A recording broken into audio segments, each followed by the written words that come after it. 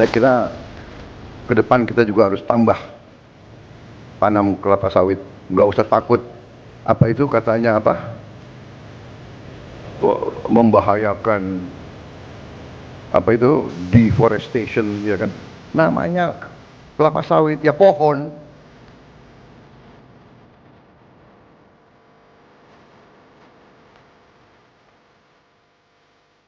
Hutan yang seharusnya menjadi penjaga bumi perlahan hilang, berganti dengan tambang, hamparan kebun, dan pertanian.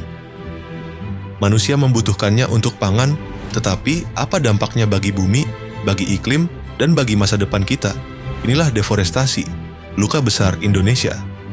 Persoalan yang bukan hanya tentang pohon, tetapi tentang manusia, tanah air, dan masa depan anak cucu kita. Deforestasi tidak terjadi dalam semalam. Ia bukan bencana yang tiba-tiba muncul tanpa tanda. Ia tumbuh perlahan dari kebutuhan manusia, dari lemahnya pengawasan, dari ekonomi yang terdesak, dan dari pilihan-pilihan yang sering tak punya alternatif. Inilah kisah panjang deforestasi dan pertanian. Sebuah cerita tentang kompromi, kebutuhan manusia, dan masa depan bumi. Di video ini kita akan membahas bagaimana deforestasi dan pertanian saling berhubungan, mengapa pertanian menjadi penyebab terbesar hilangnya hutan, dan apakah kita masih punya kesempatan menyelamatkan hutan tanpa mengorbankan kebutuhan pangan? Apa itu deforestasi dan mengapa terus terjadi? Deforestasi bukan sekadar penebangan hutan. Lebih dari itu, deforestasi adalah proses hilangnya hutan secara permanen dan berubah menjadi penggunaan lain, terutama pertanian, perkebunan, pertambangan, perumahan, atau industri. Setiap tahun, dunia kehilangan jutaan hektar hutan. Menurut banyak lembaga lingkungan, deforestasi menyumbang antara 10-15% total emisi gas rumah kaca global. Angka ini menjadikan deforestasi sebagai salah satu penyumbang terbesar perubahan iklim, persis setelah energi dan transportasi. Tapi satu hal yang jarang disadari masyarakat adalah penyebab utama deforestasi global bukanlah hanya penggundulan liar semata, bukan hanya tambang, bukan juga proyek infrastruktur. Penyebab paling besar yang jarang kita sadari adalah pertanian. Mulai dari ladang masyarakat yang bersifat nomaden atau berpindah-pindah, perusahaan perkebunan sawit, peternakan sapi, sampai tanaman pangan lainnya. Pertanian, dalam segala bentuknya menjadi alasan kenapa hutan terus ditebang. Alasannya sederhana, manusia butuh makan, dan jumlah manusia di bumi terus bertambah. Tetapi, apa benar kita harus menebang hutan demi pangan? Mari kita lihat akar masalahnya. Kenapa pertanian menjadi alasan utama deforestasi? Untuk memahami hubungan pertanian dan deforestasi, kita harus memulai dari satu kenyataan pahit. Lahan subur di dunia tidak bertambah, tetapi populasi terus naik. Pada tahun 1900, manusia berjumlah kurang dari 2 miliar. Sekarang, lebih dari 8 miliar. Ketika jumlah manusia meningkat, kebutuhan pangan melonjak. Saat pangan meningkat, kebutuhan lahan melonjak. Dan saat lahan tidak cukup, hutan menjadi korban. Ada beberapa penyebab mengapa pertanian begitu erat dengan deforestasi. Ekspansi lahan pertanian. Pertanian membutuhkan ruang, lebih tepatnya banyak ruang. Faktanya, 50% lahan yang dapat dihuni di bumi saat ini digunakan untuk pertanian. Hampir separuh dari seluruh daratan yang bisa ditinggali manusia telah menjadi sawah, ladang, kebun, dan padang penggembalaan. Hutan pun terdesak. Pertanian tradisional membutuhkan lahan luas. Di banyak negara berkembang, termasuk Indonesia, pertanian masih sangat bergantung pada pembukaan lahan baru. Ketika hasil panen stagnan dan petani ingin meningkatkan produksi, cara paling mudah adalah membuka lahan tambahan. Hutan menjadi pilihan utama karena tanahnya subur. Komoditas ekspor. Beberapa komoditas pertanian dunia adalah penyebab terbesar deforestasi, seperti kelapa sawit, daging sapi, kopi, kakao, dan karet. Kebutuhan global untuk komoditas ini memicu ekspansi besar-besaran ke area hutan tropis. Harga lahan hutan sangat murah. Di beberapa daerah, membuka lahan hutan secara ilegal jauh lebih murah dan cepat dibanding membeli lahan kosong. Hal ini membuat deforestasi menjadi solusi instan bagi petani kecil maupun perusahaan yang ingin memperluas usaha. Petani kecil, smallholders, terjebak kebutuhan ekonomi. Ironisnya, sebagian deforestasi justru dilakukan oleh masyarakat kecil yang hanya ingin bertahan hidup. Mereka menebang hutan untuk menanam sayur, membuka ladang jagung, atau membuat kebun kecil. Mereka bukan pelaku besar, tetapi jumlah mereka jutaan. Pertanian dan perubahan iklim, lingkaran setan. Yang membuat situasi semakin rumit adalah hubungan dua arah antara pertanian dan iklim. Pertama, pertanian menyebabkan perubahan iklim. Setiap hutan yang ditebang berarti hilangnya penyerap karbon alamiah. Lebih buruk lagi, ketika hutan dibakar, karbon yang tersimpan selama ratusan tahun dilepaskan ke atmosfer dalam beberapa hari saja. Selain itu, pertanian menghasilkan gas rumah kaca seperti metana dari peternakan, CO2 dari pembakaran lahan, dan nitrous oxide dari pupuk kimia. Semua ini membuat bumi semakin panas. Kedua, perubahan iklim merusak pertanian. Iklim yang berubah membawa musim yang tidak menentu, banjir, kekeringan ekstrem, hama yang sulit dikendalikan, dan penurunan produktivitas tanaman. Akibatnya, petani membuka lebih banyak lahan untuk menutupi penurunan hasil. Inilah lingkaran setan. Pertanian merusak iklim, iklim merusak pertanian, pertanian butuh lahan lebih banyak. Hutan ditebang lebih luas, iklim semakin buruk. Jika tidak diputus, lingkaran ini akan menghantarkan kita pada masa depan yang kelam. Apa yang terjadi apabila hutan terus hilang? Deforestasi bukan hanya tentang hilangnya pohon. Dampaknya jauh lebih besar dan lebih dalam dari yang kita bayangkan. 1. Hilangnya keanekaragaman hayati. Hutan tropis adalah rumah bagi 50% spesies di bumi. Saat hutan hilang, harimau kehilangan habitat, orangutan kehilangan rumah, burung-burung endemik punah, dan ribuan spesies tanaman menghilang. Ini bukan hanya tentang satwa liar. Banyak tanaman obat, sumber pangan, dan potensi bioteknologi ikut punah tanpa sempat ditemukan. 2. Krisis iklim mempercepat. Hutan adalah paru-paru dunia. Tanpa hutan, suhu bumi meningkat, curah hujan berubah, dan bencana iklim makin sering terjadi. 3. Krisis air. Hutan menjaga siklus air. Ketika hutan hilang, sungai mudah mengering, banjir lebih sering, dan tanah kehilangan kemampuan menyerap air. 4. Tanah menjadi rusak. Pertanian di tanah bekas hutan sebenarnya hanya subur di awal. Tanpa pohon, tanpa humus, tanah cepat menjadi tandus. Petani pun terpaksa membuka hutan baru lagi. Siklus ini terus berulang-berulang. 5. Dampak sosial ekonomi. Tanpa hutan, masyarakat adat kehilangan tanah, konflik agraria meningkat, serta kualitas hidup petani menurun. Semua ini adalah harga mahal dari ekspansi pertanian yang tidak terkendali. Bisakah pertanian dan hutan hidup bersama?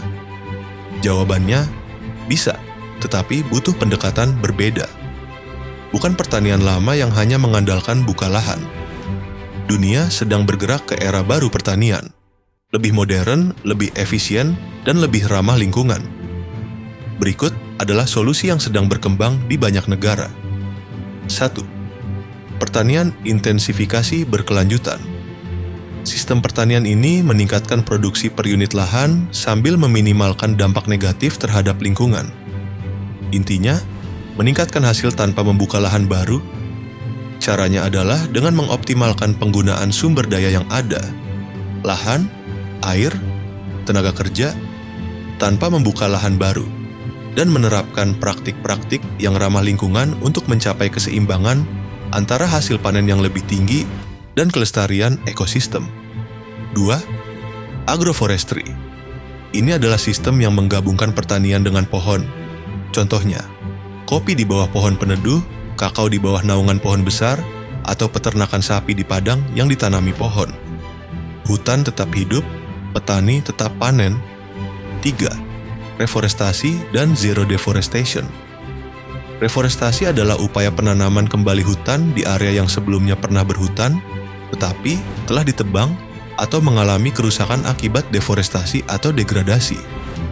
Tujuannya adalah untuk memulihkan fungsi ekologis hutan, seperti menyerap karbon dioksida, melindungi keanekaragaman hayati, dan mencegah erosi tanah. Sementara itu, zero deforestation, nol deforestasi, mengacu pada kebijakan atau komitmen untuk tidak berkontribusi pada hilangnya hutan alam secara permanen. Konsep ini sering diterapkan dalam rantai pasokan komoditas untuk memastikan bahan baku tidak berasal dari lahan yang baru dibuka dari hutan alam. 4. Precision agriculture. Pertanian presisi adalah pendekatan pertanian berbasis teknologi yang mengelola variabilitas di setiap area lahan untuk meningkatkan efisiensi, produktivitas, dan keberlanjutan. Hasilnya lebih tinggi, dampak lingkungan lebih rendah. 5. Perubahan pola konsumsi. Kita juga punya peran terutama dalam mengurangi limbah makanan, memilih produk ramah lingkungan, mengurangi konsumsi daging berlebihan, dan mendukung petani lokal. Jika satu manusia mengurangi limbah makanan bahkan 10% saja, jutaan hektar hutan bisa diselamatkan. Mengapa Indonesia sangat penting dalam perjuangan ini?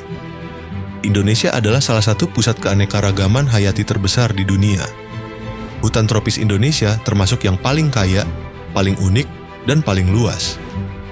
Tetapi juga salah satu yang paling terancam. Indonesia memproduksi banyak komoditas global seperti sawit dan karet yang banyak terdapat di Kalimantan dan Sumatera. Kopi di Lampung, Aceh, dan Jawa Timur. Kakao di Sulawesi dan kayu dari Papua. Semua ini vital untuk ekonomi. Namun tekanan terhadap hutan juga besar. Tetapi ada kabar baik. Pertumbuhan produktivitas pertanian Indonesia sedang naik. Banyak inovasi desa, digitalisasi pertanian, dan kebijakan keberlanjutan mulai diterapkan. Indonesia sebenarnya berpeluang besar menjadi contoh dunia bagaimana pertanian dan hutan hidup berdampingan. Apa yang bisa kita lakukan? Mencegah deforestasi jauh lebih efektif daripada memperbaiki kerusakan yang sudah terjadi. Berikut langkah-langkah utama yang dapat dilakukan Indonesia. 1. Meningkatkan penegakan hukum. Peraturan sebenarnya sudah cukup kuat, tapi masalahnya adalah pelaksanaan. Upaya yang perlu diperkuat ialah patroli hutan berbasis komunitas, penggunaan drone, dan teknologi satelit untuk mendeteksi penebangan ilegal. Hukuman tegas terhadap perusahaan atau individu yang merusak hutan, serta transparansi izin lahan dan HGU. Penegakan hukum yang konsisten bukan hanya memberikan efek jera, tetapi juga memperkuat kepercayaan masyarakat kepada pemerintah. 2. Meningkatkan produktivitas pertanian yang sudah ada. Salah satu penyebab deforestasi adalah rendahnya hasil pertanian, sehingga petani membuka lahan baru. Solusinya, penggunaan benih unggul, pelatihan modern, pemupukan tepat dosis, mekanisasi pertanian, dan irigasi efisien. Jika lahan yang sudah ada menjadi lebih produktif, tidak perlu lagi membuka hutan baru. 4. Menciptakan lapangan kerja non-kehutanan. Banyak deforestasi terjadi karena masyarakat di pedesaan tidak punya pilihan ekonomi lain. Solusinya, usaha mikro, ekowisata, pengolahan hasil hutan non-kayu, kerajinan lokal, serta industri-industri kecil lainnya. 5. Edukasi dan kampanye lingkungan. Kesadaran masyarakat berperan besar dalam pencegahan deforestasi. Semakin banyak masyarakat yang sadar pentingnya hutan, semakin sulit deforestasi terjadi diam-diam. Bagaimana jika deforestasi telah terjadi? Apa yang jatuh bisa diangkat kembali. Apa yang hilang bisa ditanam kembali.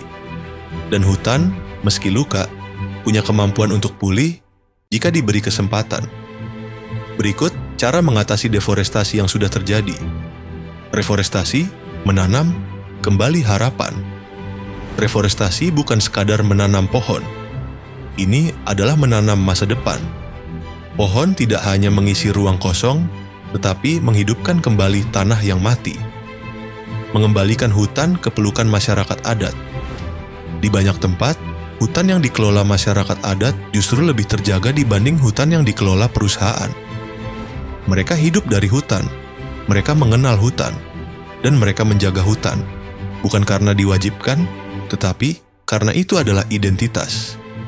Memberikan hak kelola kepada masyarakat adat adalah langkah besar yang terbukti efektif. Teknologi sebagai mata pengawas hutan. Dengan satelit real-time, drone, dan algoritma pendeteksi penebangan, hutan tidak lagi dibiarkan buta. Teknologi memungkinkan pemerintah dan masyarakat mengetahui siapa yang merusak hutan, kapan, dan di mana. Ini adalah senjata baru dalam perang melawan deforestasi. Closing statement. Mungkin kita bukan petugas patroli hutan, mungkin kita bukan petani, mungkin kita bukan pejabat.